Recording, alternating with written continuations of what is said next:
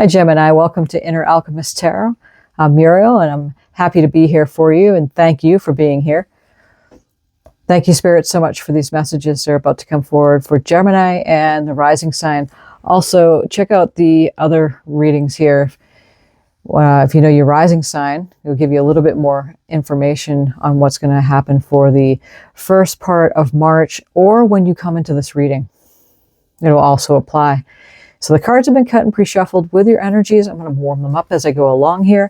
This is a general reading, so put the pieces where they go for you. Take what you need, leave the rest. Not all the messages may apply.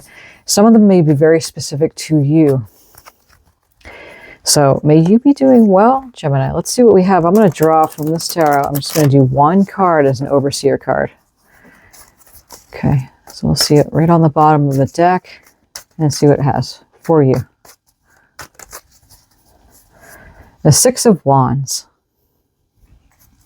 The Six of Wands is a card that shows a successful person getting recognition for what they've done.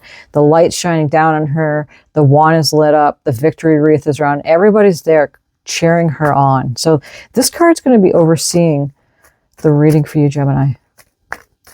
We are in the new moon energy for the first part of March. So set intention always during a new moon is a really good time. We are in Pisces energies too, and we have quite a few planets in Pisces, so it really points to that high priestess energy. It's a time to do some inner work. Spiritual, intuitive notions come into play at this time.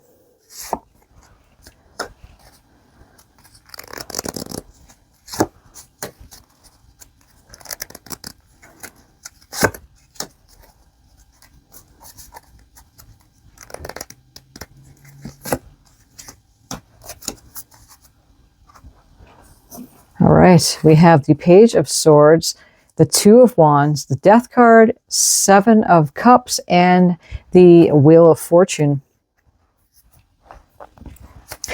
The Page of Swords the pages are new energies. So it's air sign, so Aquarius, Gemini, Libra, which is your energy.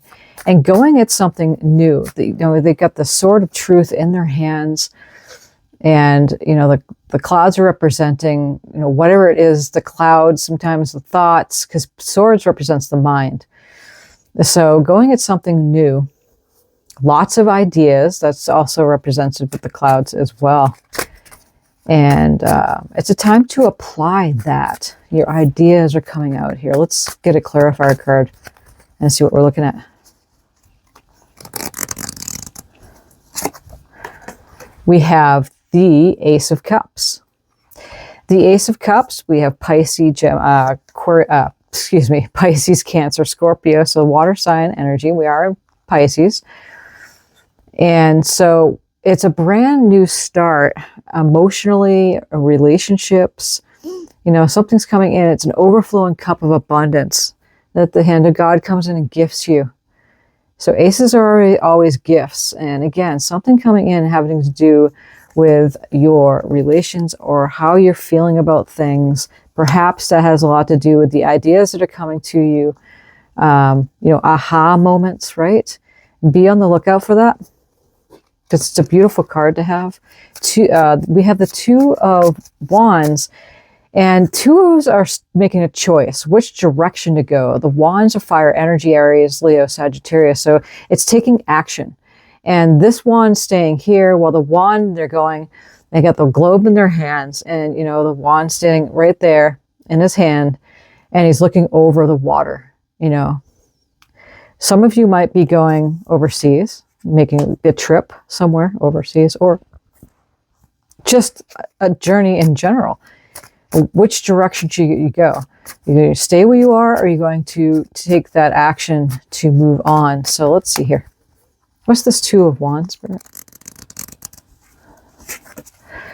So now we have the Knight of Wands. And the Knight of Wands is indeed taking that action.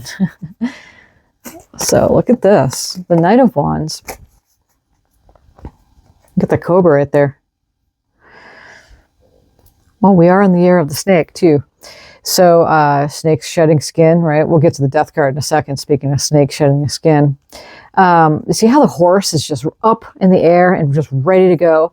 That's the Knight of Wands, ready to go on that action, that beautiful adventure, a very adventurous card. So with that Two of Wands, some of you, and Gemini, you do take short trips. So it might be a short trip that's somewhere really far away or just generally just finally just taking that trip, and because you want an adventure.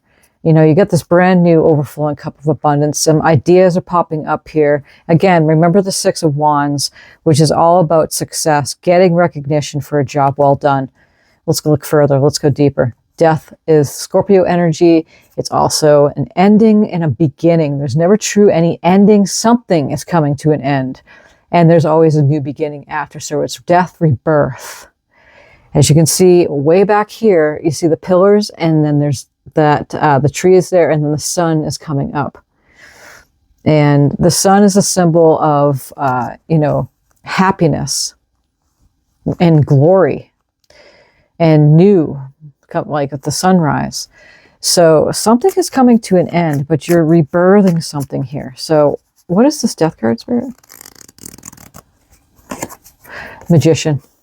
And this is your energy too, Gemini. Magician card is a Gemini energy.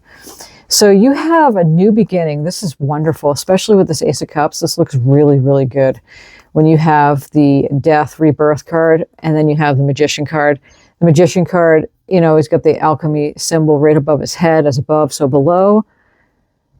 As within, so without, manifesting that which you want. Get all the elements on the table, the cup, the wand, the pentacle, the sword. So everything, these beautiful flowers, the roses and the lilies here between the two trees, very grounding.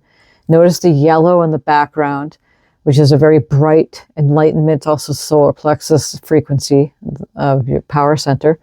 But nonetheless, your rebirth is manifesting. You know, it's the choices that are left here. What choice are you going to make? There's also a snake. I love it because there's a cobra here, and then there's a snake in one of these cups, which is right here.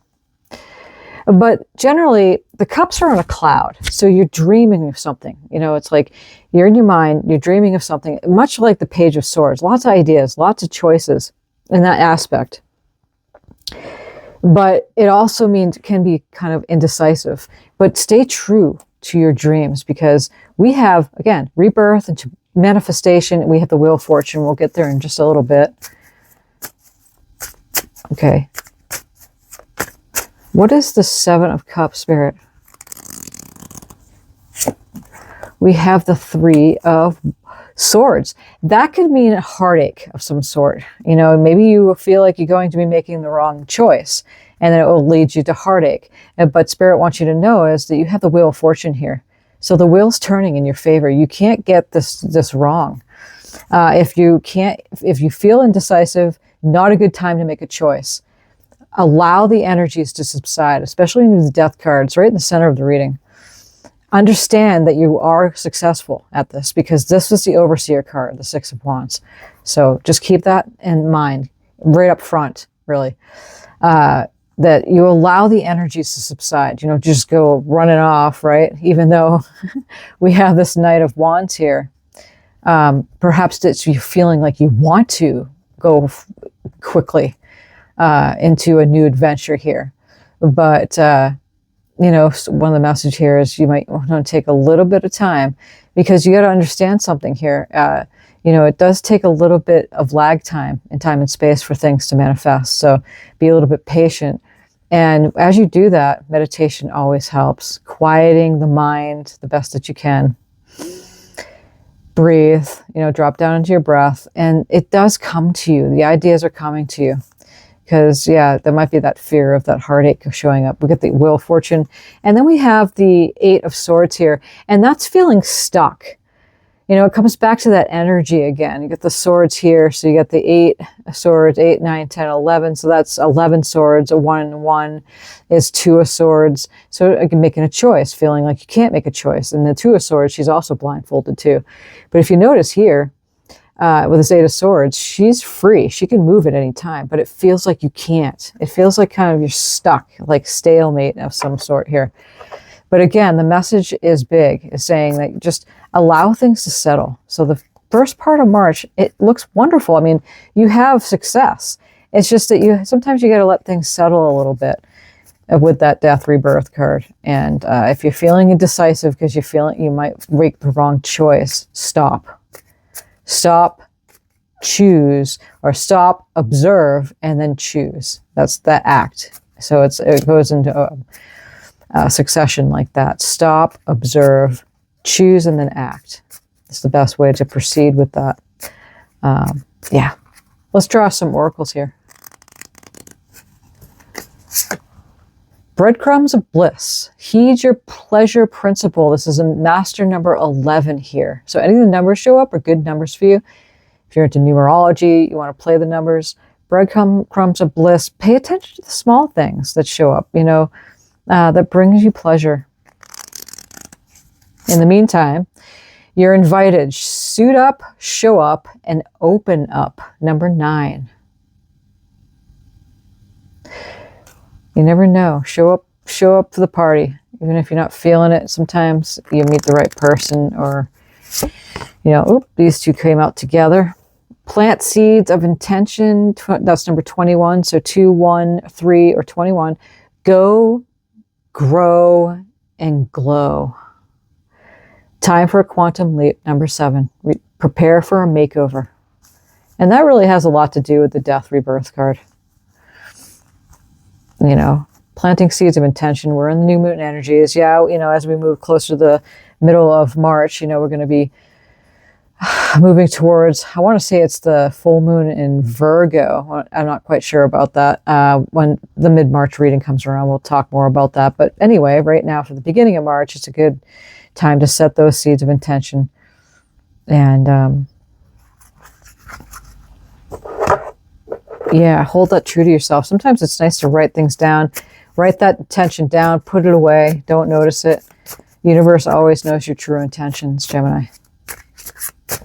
So let's draw one more oracle card, see what we have here.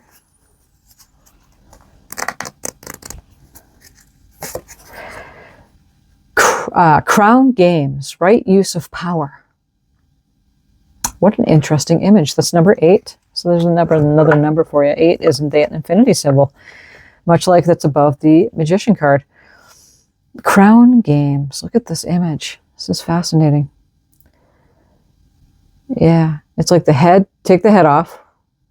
I teach that when I'm doing my shamanic journeying classes, and I tell people, if you have a lot of mind chatter, just pretend to take your head off and then put it to the right or left of you, and then notice who you are without your head on top of your head. It's still there, but it's more of in a light mode, light body. Crown Games. The right use of power.